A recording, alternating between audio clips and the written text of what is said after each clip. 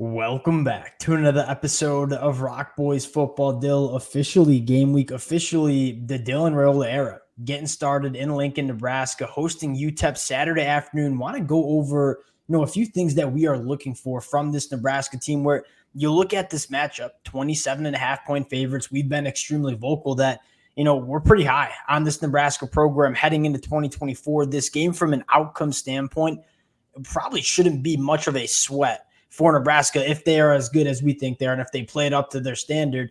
That being said, there's a lot of different storylines that you kind of want to see play out Saturday afternoon. Want to go over a few things that we're looking for from this Nebraska program, obviously leading into a massive week 2 matchup against Colorado. Really excited to get into it now. Before we do, and as always, one to the Nebraska fans, would love to hear how you guys are feeling about this matchup. But I think more importantly, what do you want to see from this Nebraska team going into year 2 under Matt Rhule, going into the Dylan Raiola era? And I think more importantly, we can't thank you guys enough for all the support you guys have shown it. Though we've talked a lot of Nebraska football over the last 8 months. A lot of the Nebraska fans have been rocking with the boys in the middle of the summer talking this program. We can't thank you guys enough. If y'all do enjoy the content, consider subscribing to the channel. And Dill, without further ado, let's get into this one now. I'm going to go with a quick pivot here, and we're going to talk extensively about Dylan and what we want to see from him. I want to see the rushing attack, and we've talked a lot during this offseason. How do we make Dylan most comfortable as a freshman quarterback? It's no secret. Matt Rhule wants to be a team that establishes the line of scrimmage and runs the football. The best thing you can do for a freshman quarterback is have an effective and explosive and an efficient run game.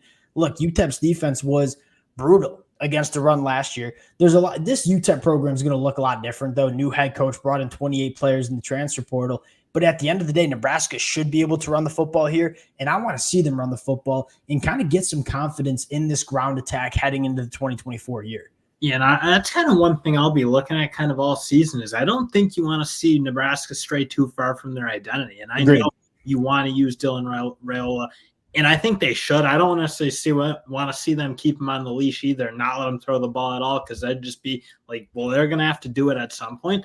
But I still think you want the identity of this football team to be extremely physical. I think that's Matt Rhule's best chance of making Nebraska really, really good on the national stage. So I don't think you want to see them stray too far from it, and I think you want to see them really take it to Utep. Yeah, and I look at Dylan's presence in the offense and say that's only going to help the rushing attack. I mean, you go back to Nebraska last year trying to run the football when you have no presence of attacking the deeper third. It is really hard to run the football. So I think just Dylan being present in this offense and having that ability, and look, nobody throws the deep ball better than Dylan coming out of that freshman class. Him having that presence of pushing the ball down the field, I think is only going to help this rushing attack. And, one of the things I'm looking at is, and Matt Rhule's been pretty vocal, hey, we got 4 running backs that we like a lot. All 4 running backs kind of do some different things. I think one of the storylines is, all right, who emerges out of that running back committee to kind of be the running back one? And again, I think it's going to be a committee approach, but who kind of gets the hot hand and who is the running back that, again, going into week 2 for Colorado, who's going to be the guy that's toting the rock the most for this Nebraska offense? I guess I'll ask you, you got any prediction there? I honestly think they're going to go back to Irvin. And I loved what we saw from Irvin last year. I think, again, his style fits exactly what I think Nebraska is going to want to do, that heavy physical kind of approach. I think that's what they should do kind of going forward all year, but especially in that Colorado game where, again, that's kind of where I think that Nebraska has that huge advantage is their physicality. I think should be a problem for a lot of teams. And I think, again, Gabe Irving really allows them to establish that sort of presence of, all right, we're just going to line up and you try to match what we're going to bring. Yeah, the Nebraska fans know Gabe Irvin's kind of our guy heading into 2024. And, hey, I love Emmett Johnson. We're excited about Dante Dowdle coming in from Oregon. And we like Rahmir Johnson as well. I mean, you go back to 2021, Rahmir Johnson was this dynamic offensive weapon for Nebraska, and then obviously got banged up in 2023 and then just wasn't used by Scott Frost in 2022. They're going to use them all. But I'm kind of with you. You look at the kind of run game that Nebraska wants. We go back to efficiency, right? Keeping this Nebraska offense on schedule. Yeah, we want to be explosive in the rushing attack, but I think most importantly, we want 2nd and 6. We want 3rd and 3. What running back can give that to Nebraska most effectively? I think it could be a guy like Gabe Irvin. I think that's a fascinating storyline. Is what running back emerges for this Nebraska rushing attack. Now, Dill, getting into Dylan, what do you want to see most from him? I guess for me, it's two things. One, obviously just the command of the offense. And I think this new helmet communication is massive for freshman quarterbacks, right? What is the biggest thing that keeps freshman quarterbacks off the field? They're really from having success year one. It's kind of understanding the defense and understanding the offense. I think having coaches being able to talk to Dylan Raiola until that 15-second mark, kind of talking about, hey, if you can line up fast, and you see what the defense is looking like, that last 5 seconds kind of talking about Dylan, hey, this is what we're looking at. This is what you're doing when you're hot. I think that could be a game changer for Dylan in terms of having command of this offense as a true freshman. And just avoiding any of those big mistakes that I feel like can kind of just derail, not necessarily your career, but whether it's a game, whether it's just avoiding those sort of things that, frankly, I think you saw Harbaugh get caught up a little bit with that, along with all the quarterbacks that are kind of playing. And that Nebraska offense is they just early on in the season, it didn't feel like anyone really had a great sense. They're making a lot of mistakes, snaps getting dropped, all sorts of chaos. And I think there is an element of probably just having to think too much, not being particularly comfortable in what they're doing. So, yeah, that'll be interesting to see. And that's not just for Nebraska, but teams across the country. Like, do quarterbacks look a little less or a little more comfortable than a lot of times? Because college quarterback, there's a big variance, and there has been. One thing that's worth noting is, all right, small sample size in week 0. There were not a lot of interceptions thrown by quarterbacks yesterday. And so I wonder if that helps, like, where you get a coach in the headset saying, hey, this is where this is where you're getting crushed. Like, this is where you can't go with the football based on what we're seeing up in the booth. I'm kind of fascinated to see how that helps Dylan take command of this Nebraska offense. I think it only helps. And I'm interested to see if Nebraska kind of lines up early to see what the defense is looking and kind of get 5 seconds to talk Dylan through what he's looking at from that defense. I think the second thing I want to see is a little bit of verticality. This was something that Nebraska just didn't have in the 2023 year. I think this is really important. Again, we don't need to be pushing the ball down the field every single play, but we know Dylan can push the ball down the field, and we have wide receivers who can work vertically, right? Whether it's Isaiah Nayor, whether it's a guy like Jamal Banks, whether it's Malachi Coleman or Jalen Lloyd with the speed, there are wide receivers that can access the deeper third.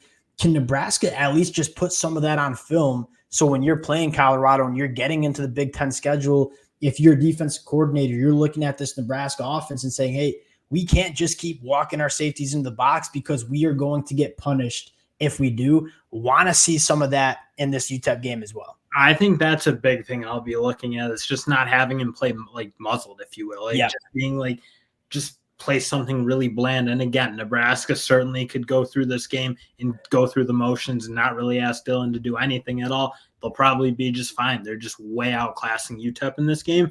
But at the end of the day, I think you want to show in the country, I think you want to show Dylan, I think you want to show the program, I think you want to show recruits, you want to show everyone that this is going to be a new era. I think you want to give him a chance to make some throws, make some big plays. Again, I don't think you necessarily want to, like what I said earlier, diverge too far from that idea. Like, we're going to be a really physical team, and the run game is going to be kind of what we're based off.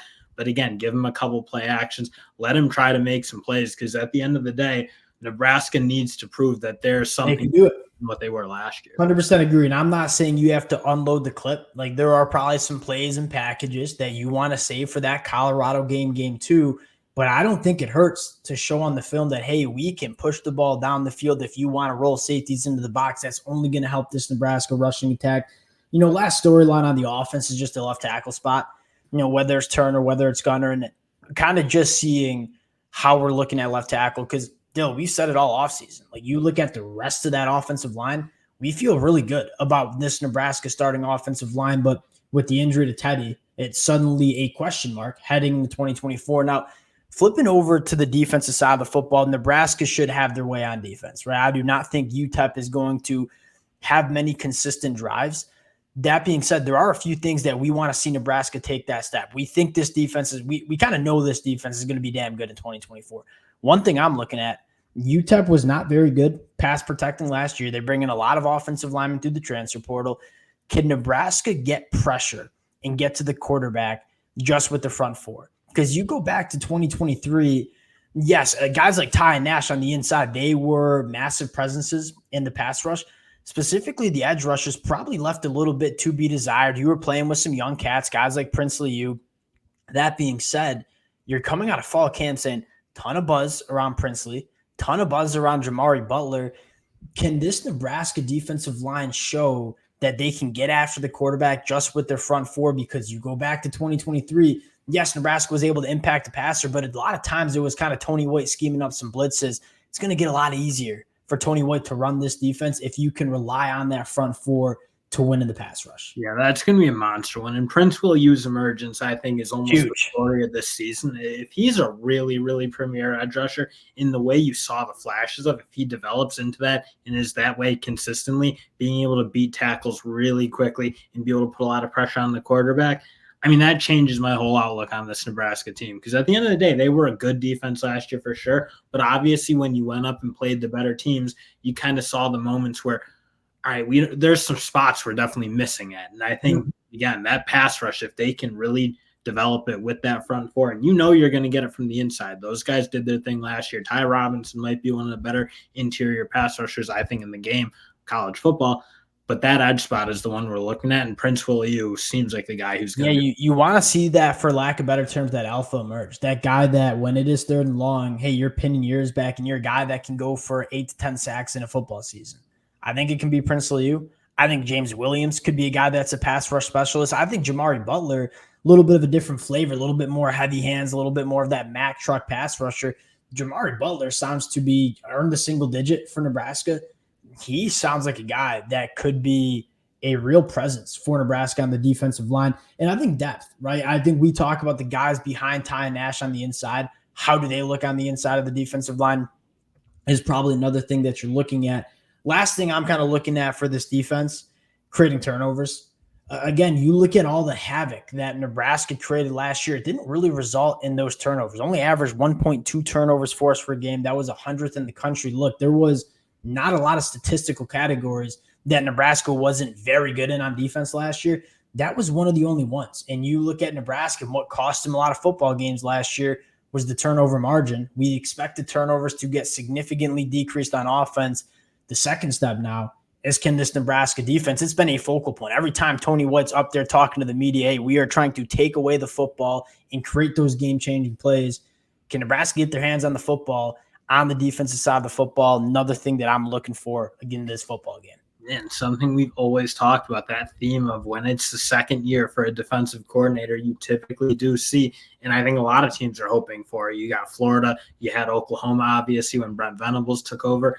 You saw those defenses take steps. And I think Florida, Nebraska, some of those teams that I think performed decently with their first year coordinator, if you will, I think you want to see that really expand and, like, again, do what you said, like, not just play good defense, but play great defense and be a defense that can, like, win you legitimate. The year 2 defensive coordinator bump, it's there. Like, it is there historically with a lot of different programs. Michigan's a good example. I think Oklahoma with Brent Venables, I know not the defensive coordinator, but kind of his defense, they massively improved. Kirby Smart at Georgia. You saw Georgia year 1 struggle, year 2 dominant.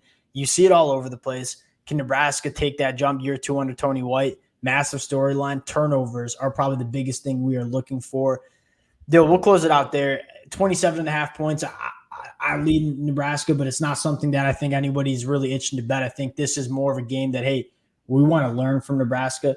Who are the guys that are stepping up, heading into Colorado? This is a massive tune-up game. Really excited for it. Dill, probably a game that we're going to break down. Again, a lot of takeaways that you can get from this football game. We'll close it out there. Appreciate you guys rocking with the fellas. Again, if y'all do enjoy the content, consider subscribing to the channel. Appreciate you guys, and we'll talk to y'all later.